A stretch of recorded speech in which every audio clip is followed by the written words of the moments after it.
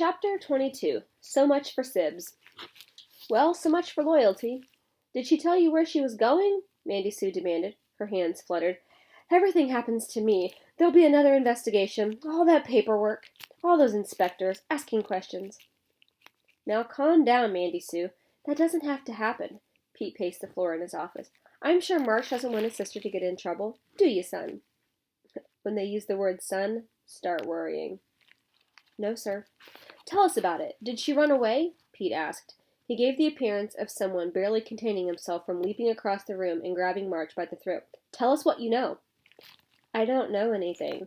Save it for someone who's stupid, Pete spit out. I thought I just did, March said.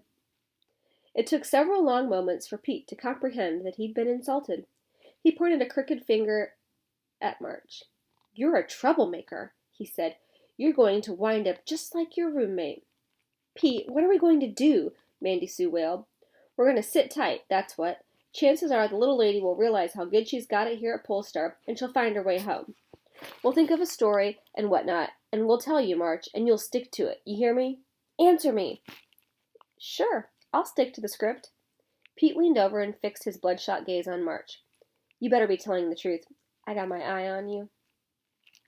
March was heading up to bed the next evening when he heard the TV blaring the news. He stopped in his tracks outside the den when he heard the word heist. A penthouse robbery on the Upper East Side of New York was baffling police. A diamond and sapphire necklace with a moonstone ring had been stolen from television reporter Michelle Westlake. Security system was on. Motion sensors did not trip. Doors still locked in the morning. The only thing they found were two small holes drilled in the skylight.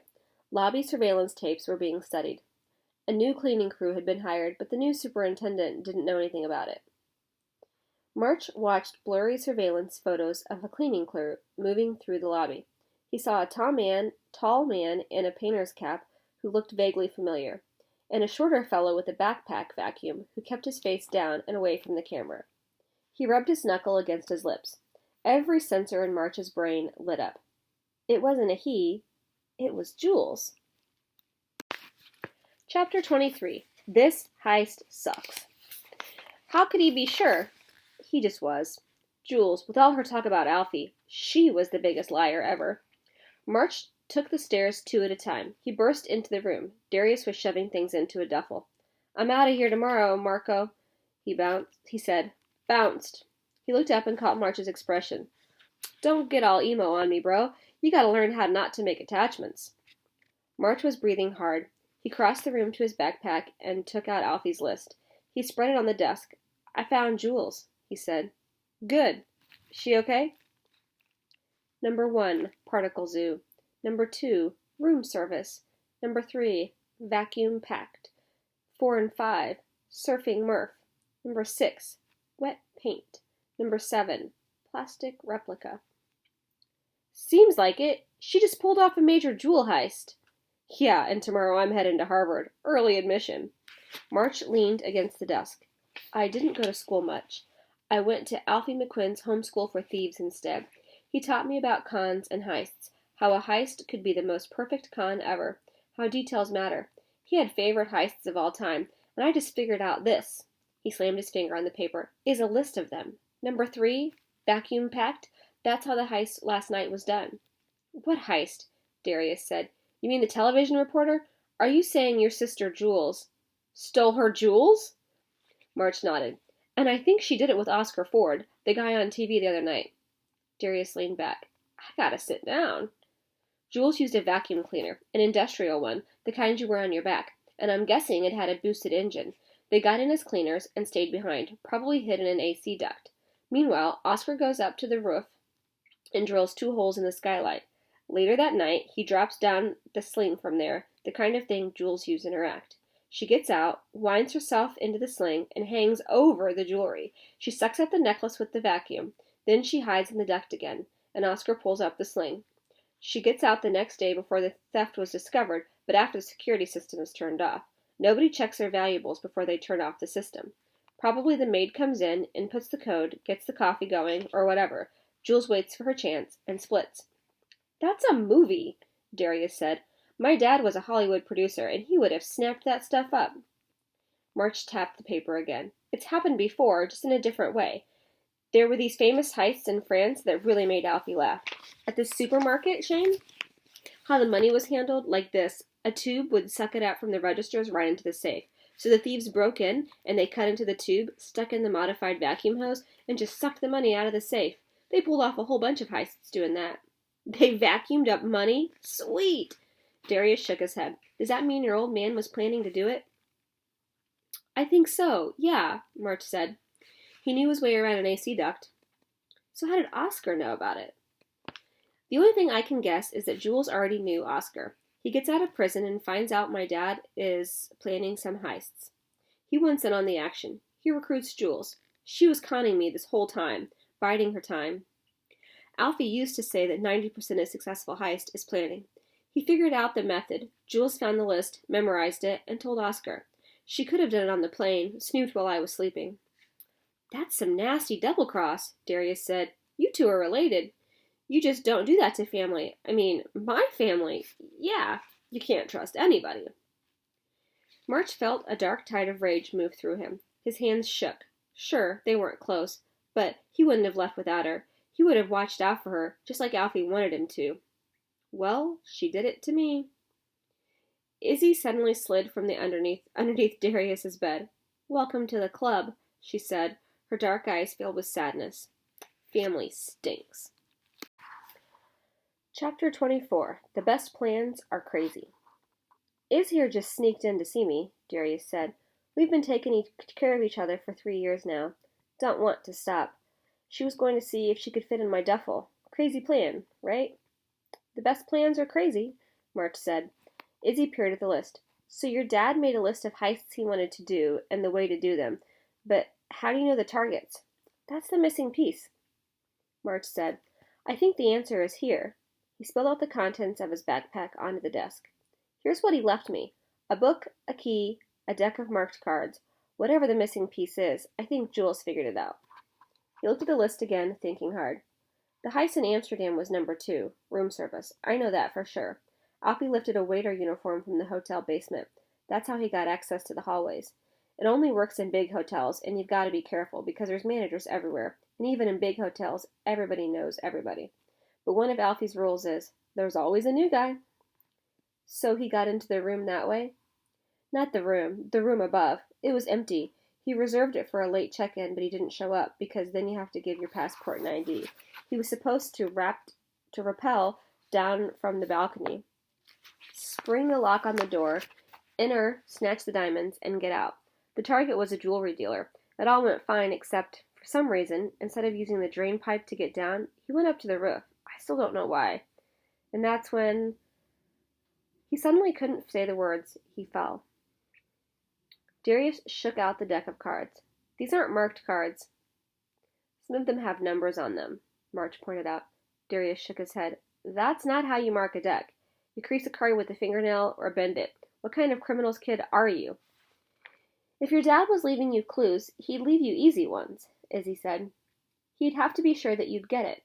She looked over Darius's shoulder as he pulled the cards with numbers on the backs. Look, she said, putting them in order. The cards are all diamonds. 2, 3, 4, 5, 6, and 7. Maybe he's directing you back to the list. Or a straight flush, Darius noted. The numbers on the 2 card are 104/11, 1, 1, 2, 5, 24, 14, 28, 2, 6, 20, 54, 3, 26, 8, 14, 2, 3, 13, 13. Computer code? Darius asked. Are you a coder? Izzy asked March. He shook his head. I can log in and out, but... A Swiss bank account? Darius asked. Possibly, Izzy said, but why would there be different numbers for each card? Wouldn't 6 Swiss bank accounts be overkill? Not if there were huge piles of cash and jewels, Darius pointed out helpfully. Izzy's gaze lighted on the moonstone. Was your dad a big reader? March shook his head. Newspapers and magazines and detective stuff. Izzy picked up the book. This is considered to be the first detective novel ever written. How do you know these things? Darius asked. I read, she said distractedly. She turned to a page. Do you have a pencil and paper? She asked. This could be a book code. Darius looked at March. They both shrugged. Best to let her fly, Darius said. Glancing from the playing card to the book, Izzy began writing down letters. Heinmulder. She pulled the paper toward March. He let out a breath. Hein Mulder was the mark, the jewelry dealer in Amsterdam. How did you do that? The first number, 104, is the page number. Then notice the spacing? The first number is the line, the second number is the space. So I counted 11 lines down, and the first space was the letter H in the word he, and so on. If we go through the numbers on these cards, we'll get the rest of your dad's targets. She's a genius, Darius said. Have I mentioned that? The weird thing is there's nothing on the aces, as he said, so there's no way to know who the target is for the first heist. Let's just keep going, March said. It took a while, but soon they had a list of names. Michelle Westlake, Dolores Leon, Blanche Pottage, Renee Reuter. Michelle Westlake is the TV reporter who got ripped off yesterday, March said. She goes with Vacuum Pact, so Dolores Leon must go with Surfing Murph. Any clue what Surfing Murph means? Darius asked. Sure, easy one. Murph the Surf was the nickname the press gave the guy who pulled off a heist at the Museum of Natural History in New York City back in the 60s. They got in the bathroom window and stole the Star of India, this really famous star sapphire. So if we plop Dolores Leon and the Museum of Natural History into a search engine, we might get some kind of match, Izzy said. We can look it up on Pete's computer. How? It's almost lights out. He's always snoring by 11. Just leave the back door open for me. I'll be in. At midnight, the house was dark and quiet. Pete's office was locked, but it took less than a minute for March to break in. Izzy's slight fingers flew on the keys. Dolores Leon, Museum of Natural History. Whoa! She was donating her famous necklace, the widow's knot, to the museum's Gem Folklore exhibition, like famous jewelry pieces that have a story behind them. They're throwing a big fancy party at the museum to honor her. What's the widow's knot? March asked. It's an amber gemstone with a clasp of 2 moonstones. You think Jules is going to try to steal this next? Ha ha! Izzy mimicked Mandy Sue's fake Moonstones again, March murmured. Like the show? Darius asked. The magic moonstones your pop stole? My dad didn't believe in magic, March said. He believed in cash. Word, Darius said. March felt something stir inside him, some small flame that kicked into life and became a blaze of certainty. He leaned over Izzy's shoulder and studied the necklace. This collection of stones and metal was his ticket out. He could feel that. That's what Alfie would want. His father would have been devastated thinking about March in a place that smelled like cherry mouthwash and nobody cares. He'd want him to grab his fate and make it dance. That's why he wrote down the heists. March knew it now. Alfie never wrote anything down. It was all in his head. He'd left him a message, and it was, find the stones. I'm going to steal it, he said. Yeah, right, Darius reared back. You're serious? That's crazy. March nodded. For sure. And you two would have to be crazy to join me. Darius and Izzy exchanged a glance. Just go? Izzy looked uncertain. Leave all this? Darius asked with a sardonic twist to his mouth. What have you got to lose? March asked. One corner of his mouth quirked upward. Creamed corn. Chapter 25. So long, Dumpsville. They waited for first light, and they ran all the way to the station. The grass smelled sweet and damp. The moon was still hanging on, not giving up on nighttime, even though pink was streaking through the stacked clouds in a sky so charged with dark, luminous blue it seemed electric. They ran, laughing at nothing except the fact that they were running, flying down blacktop roads, past the dark windows, gulping down morning air. They swung onto the train with a few sleepy commuters. They paid for their tickets with the cash they'd pooled and crashed back against their seats, exhilarated at the sight of the miles put between them and the Polestar house. Izzy stared out the window, wide-eyed.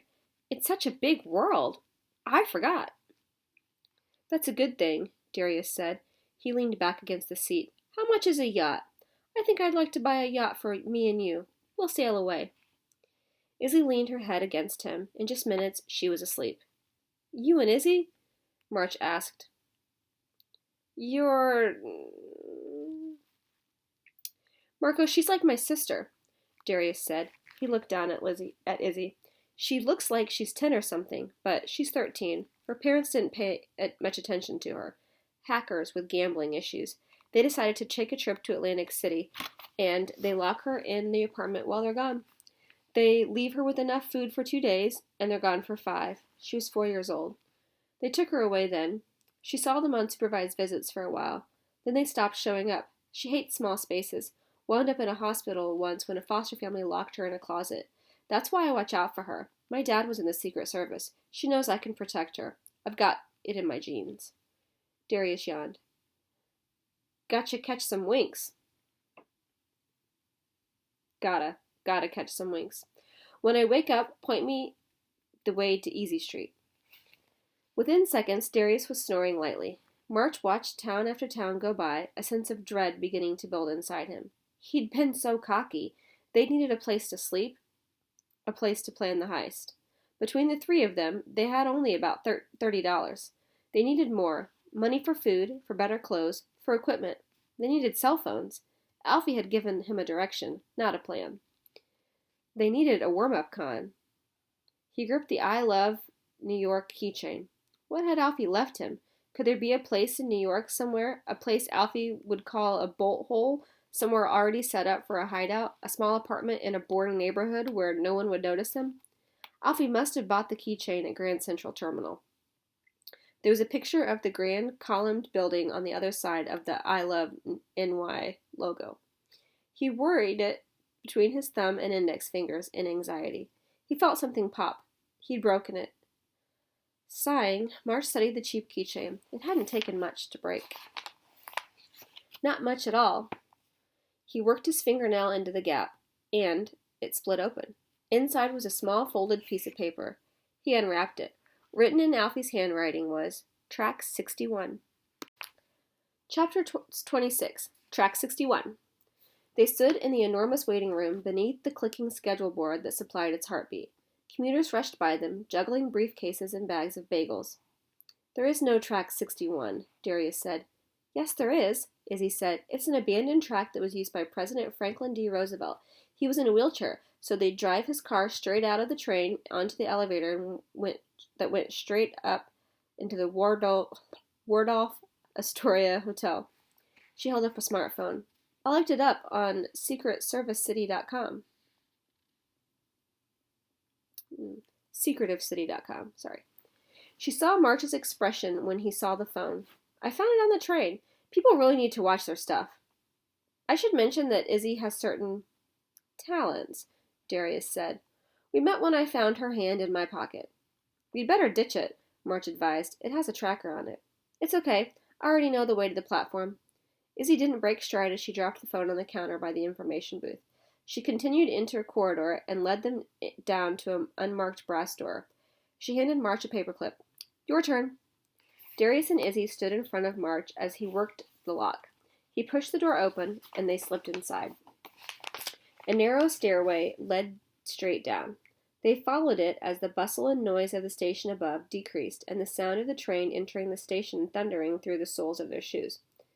A shiver ran down March's spine. For the first time since leaving Amsterdam, he felt close to his pop, as though Alfie were right next to him on the stairs. They came out onto an unused train platform scattered with debris. One light in a cage sputtered overhead. An old Coke bottle lay furred with dust. They picked their way through the construction equipment, piles of trash, and orange plastic netting. Across the dark expanse of columns and tracks, they could make out the other platforms. A train had just arrived, and people poured out of the doors, hurrying down the platform toward the exit. No one noticed them. It was like being a ghost, a spectral presence in the busy station. A rusted dark blue car sat nearby on unused tracks. They picked their way across the flung railroad ties and bits of metal and trash. March tripped his way up the stair that led to the door. He hesitated, then pushed it open. Instead of the passenger seats he'd been expecting, the car was empty. He felt the thud of disappointment. What had he been expecting? A box full of answers with a bow on top? He kicked an empty can across the floor. You led me here. Now talk to me, Pop. March opened the electrical panel box. There isn't anything, he said. Disappointment rang through him, heavy and dull. If your pop's left you something, it was probably lifted already, Darius said. Street folks tend to take anything that isn't nailed down. He waved at the graffiti outside the dusty window. It's not like we're the first people to find this place. Look at all these taggers. March rotated in frustration. Alfie wasn't stupid. There was something here. Something he was meant to find. Outside the car, graffiti splashed the walls, puffy letters announcing, "I was here," to an indifferent world. If he stood still and looked straight out the front of the car, he could see it, centered in his sightline, outlined in black-red letters, 3 feet high. Matt Henneberry, come home. March felt the hairs on his neck tingle. We're in the right place.